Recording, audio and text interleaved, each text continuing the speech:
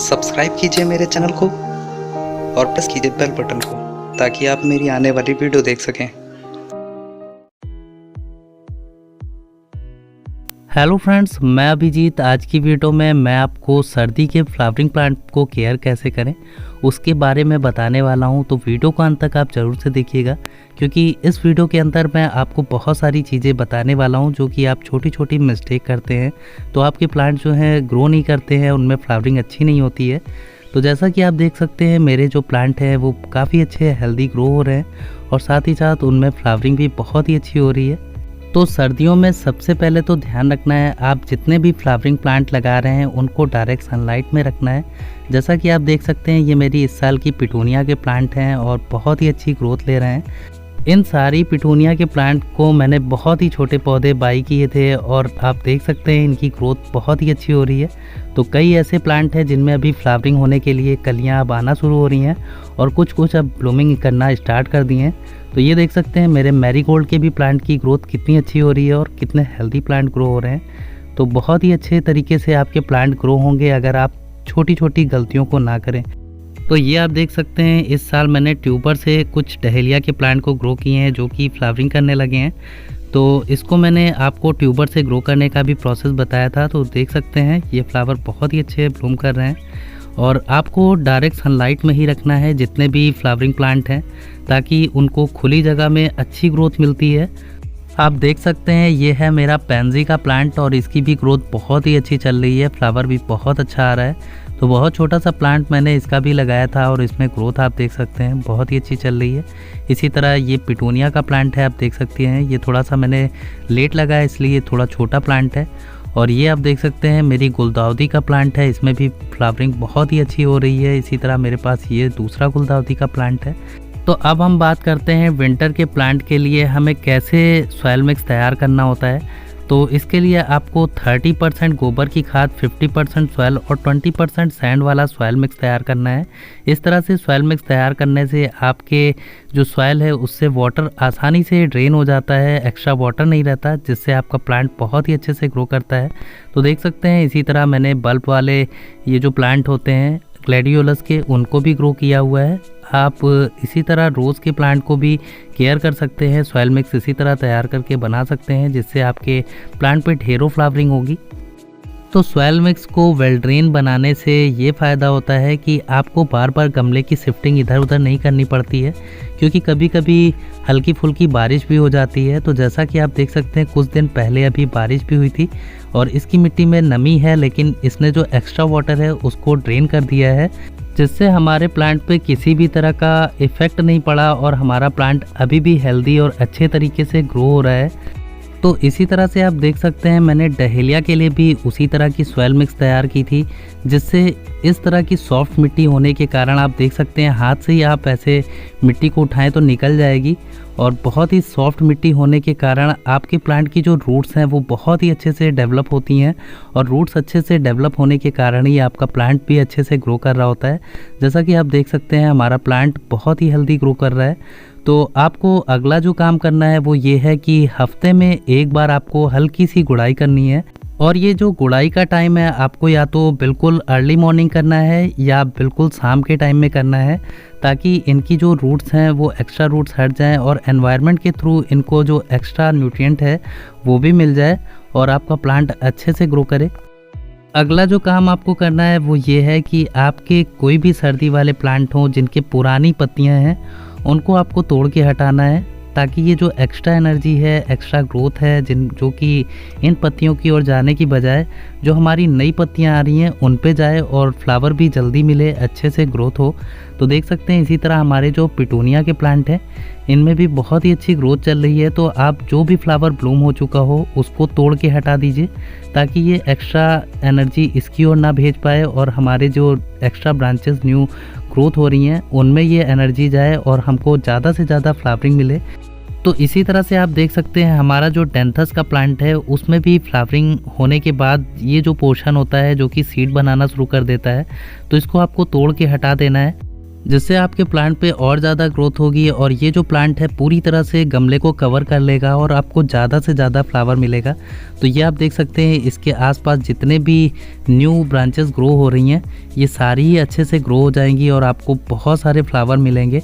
तो चलिए अब हम बात करते हैं कि सर्दी के टाइम में हम पौधों को वाटरिंग कैसे करें। तो ये देख सकते हैं जैसे ही आप मिट्टी को उठा के देखते हैं तो उसमें सूखापन दिखाई दे, आपको ड्राइनेस दिखाई दे, तभी आप इसमें वाटरिंग करिए। क्योंकि सर्दी के टाइम में अगर आप ज़्यादा से ज़्यादा पानी डालते रहेंगे तो प्लांट अच्छे से ग्रो नहीं करेगा, वो ख़राब होना शुरू हो जाएगा, मुरझाने लगेगा। तो आपको ध्यान रखना है जब आपकी मिट्टी जो है थोड़ी सी ड्राई दिखने लगे तो इसमें हल्का ही पानी देना है, आपको बहुत ज़्यादा भर के पानी नहीं देना है। बस इतना पानी दीजिए कि बस पॉट में जो सॉइल है उसको हल्की सी नमी मिल जाए। तो अब हम बात करते हैं फर्टिलाइज़र इनको कैसे दें। तो ये मेरे हाथ में है DAP, जिसको डाई अमोनियम फॉस्फेट के नाम से जाना जाता है। ये फर्टिलाइज़र हमारे प्लांट के लिए बहुत ही अच्छे होते हैं। तो आपको DAP के लगभग 8 से 10 दानों को लेना है और प्लांट के चारों ओर स्टेम से दूरी पे इस तरह से आपको डालना है और ये काम आपको लगभग 8 से 10 दिन में एक बार आपको करना है। तो DAP के यूज़ से अगर आपके प्लांट में थोड़ा भी पीलापन आ रहा है या उसकी पत्तियां लाइट ग्रीन सी हो रही हैं, अच्छी ग्रोथ नहीं हो रही है, तो इससे आपके प्लांट की ग्रोथ बहुत ही अच्छी हो जाती है और इनकी पत्तियों का कलर भी आपको डार्क दिखाई देने लगेगा। तो आप जितने भी फ्लावरिंग प्लांट हैं उनमें इनका यूज़ कर सकते हैं। पिटूनिया के प्लांट में इनको डालने के लिए आप हल्का सा प्लांट को साइड कर लीजिए तो आपको इस तरह से मिट्टी दिखाई देने लगेगी। तब आप इसमें इस तरह से इनके दानों को डाल दीजिए, जिससे आपके प्लांट की ग्रोथ अच्छी होगी, आपका प्लांट अच्छे से ग्रो करेगा। तो DAP का यूज़ आप ग्लैडियोलस जैसे बल्ब वाले प्लांट में भी कर सकते हैं। तो जैसा कि आप देख सकते हैं हमारा जो ग्लैडियोलस का प्लांट है बहुत ही अच्छी ग्रोथ कर रहा है। तो इसमें भी आपको लगभग 8 से 10 दानों को लेना है और इस तरह से आपको प्लांट के चारों ओर छिड़क देना है, जिससे जब भी आप पानी डालेंगे तो इनको एक्स्ट्रा न्यूट्रिएंट मिल जाएगा। तो आप देख सकते हैं हमारे जितने भी डहेलिया के प्लांट हैं उनकी ग्रोथ बहुत ही अच्छी है, उनके आप पत्तों का चमकीलापन देख सकते हैं। तो जो DAP होता है उससे हमारे जो प्लांट हैं उसमें चमक भी आती है, जो फ्लावर होते हैं उनमें भी चमक आती है। इसके साथ ही आप अगला जो फर्टिलाइज़र है जिसको यूरिया कहते हैं, जिसमें नाइट्रोजन बहुत ही अच्छे से होता है, तो ये छोटे दाने की यूरिया है और इसके भी आपको 8 से 10 दाने लेना है और इसको आपको मिट्टी में इस तरह से छिड़क देना है। ये काम आपको लगभग 20 से 25 दिन पे एक बार करना है। प्लांट को इंसेक्ट और फंगस से बचाने के लिए आपको एक छोटी चम्मच साफ फंजीसाइड लेना है और उसको 1 लीटर पानी में आपको अच्छे से घोल लेना है। अब इस फंजीसाइड को स्प्रेयर की सहायता से अच्छे से प्लांट पे स्प्रे करना है, जिससे हमारे प्लांट पे किसी भी तरह के इंसेक्ट नहीं लगेंगे, इनमें कर्ल लीफ की प्रॉब्लम नहीं आएगी। क्योंकि सबसे बड़ी प्रॉब्लम होती है कर्ल लीफ की, अगर वो हो जाता है तो आपके प्लांट पे फ्लावरिंग होना बहुत ही मुश्किल हो जाता है। तो ये देख सकते हैं हमें फ्लावरिंग प्लांट पे भी धीमे धीमे हल्का हल्का छिड़काव कर देना है। तो फ्रेंड्स आप देख सकते हैं यही 6 से 7 काम करके आप अपने प्लांट पे ढेरों फूल ले सकते हैं। तो विंटर के टाइम में आप यही काम करिए जो मैंने आपको बताया, आपके प्लांट पे ढेरों फूल दिखाई देंगे, जैसा कि मेरे प्लांट पे आपको दिखाई दे रहा है। तो विंटर के टाइम में जो आप गलतियां कर देते हैं वो ये होती है कि आप इनका सॉइल मिक्स लाइट नहीं बनाते हैं, जिससे इनमें पानी बहुत सारा होल्ड होता रहता है और पॉट में ज़्यादा पानी होल्ड होने के कारण आपका प्लांट धीरे धीरे करके मुरझाते हुए ख़राब हो जाता है और उस पर एक भी फ्लावर नहीं मिलते हैं। तो आप कोई भी प्लांट लगाते वक्त कभी भी चिकनी मिट्टी का यूज़ ना करिए। अगर आपने चिकनी मिट्टी ले रखी है तो उसमें सैंड को मिला लीजिए, यानी बालू को मिला लीजिए, जिससे आपका प्लांट की जो मिट्टी है बिल्कुल भुरभुरी रहेगी और उसमें अच्छे से वाटर निकलने के कारण आपका प्लांट अच्छे से ग्रो करेगा। कोई भी फ्लावरिंग प्लांट हो उसको आप डायरेक्ट सनलाइट वाली जगह पे रखिए, क्योंकि फ्लावरिंग प्लांट के लिए जितना ज़्यादा सनलाइट मिलती है उतना ही ज़्यादा बेटर होता है। और विंटर के टाइम में वैसे ही बहुत कम धूप निकलती है और कम समय में ही धूप चली जाती है। तो इनको ऐसी जगह रखिए जहाँ पे इनको ज़्यादा से ज़्यादा सनलाइट मिल रही हो।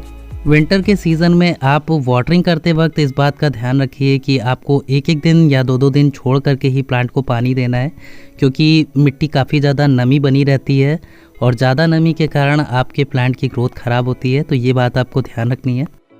तो विंटर में आप फर्टिलाइज़र देते वक्त भी ध्यान रखिए कि आपको फर्टिलाइज़र बहुत ज़्यादा मात्रा में भी नहीं देनी है।